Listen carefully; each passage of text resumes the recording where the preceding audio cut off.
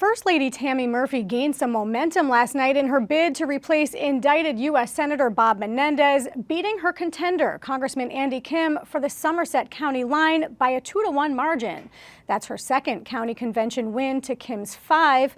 But this one was done by a show of hands instead of the standard secret ballot, a process that Kim criticizes, saying it put pressure on delegates to publicly support Murphy even after he says they promised him the votes. Meanwhile, a Democratic congressional primary is heating up in District 9. Prospect Park Mayor Mohammed Khairullah announced yesterday he'll challenge longtime Congressman Bill Pascrell. Pascrell's faced growing backlash from Palestinian Americans for refusing to call for a permanent ceasefire in Gaza. Melissa Rose Cooper has more on that race and what it could mean for the 9th District.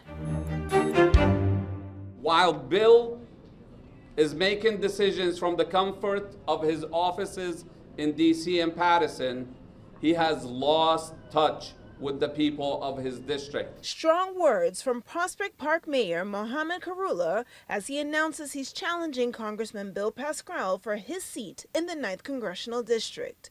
The mayor criticized Congressman Pascrell for initially refusing to call for a ceasefire in Gaza and for now only calling for a conditional ceasefire based on the release of hostages and flow of humanitarian aid. The mayor says it's proof Congressman Pascrell is no longer fit to represent his constituents, many who are Muslim. In 2003, I sponsored a resolution in Prospect Park against the war on Iraq, and I was attacked on it.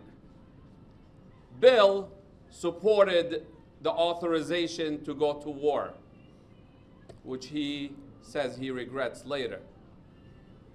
A war that killed over 1 million Iraqis and destabilized the entire region and set it on fire by allowing the Iranian regime to stick its hands in the affairs of neighboring countries.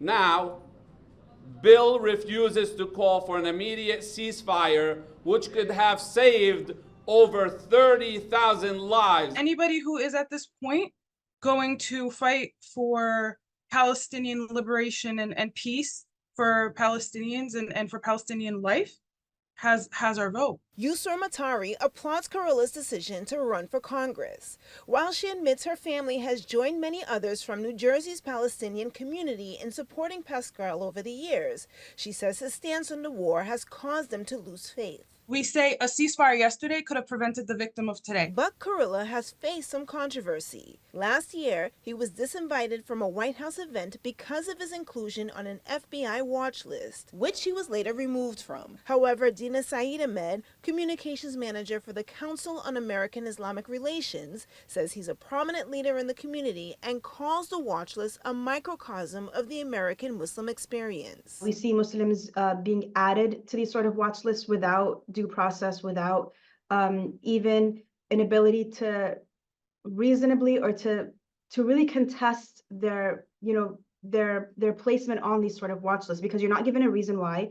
Sometimes you're removed secretly, and you're also not told why you were removed or why you were added in the first place. A spokesperson for Congressman Pascrell responding to Khairullah's announcement saying Congressman Pascrell is eager to run for re-election against any challenger on his broad record of supporting the American economy, defending women's health freedom, and protecting American democracy. He has always had a good relationship with the mayor, including being the first in line to demand an explanation from the Secret Service when the mayor was banned entry to the White House. This is not a fight against the Democratic Party establishment. We have many friends and allies there. This is strictly a movement against a member of Congress who abandoned his constituents. Voters will get to select their choice for the 9th congressional seat when they head to the polls in the June primary. For NJ Spotlight News, I'm Melissa Rose Cooper.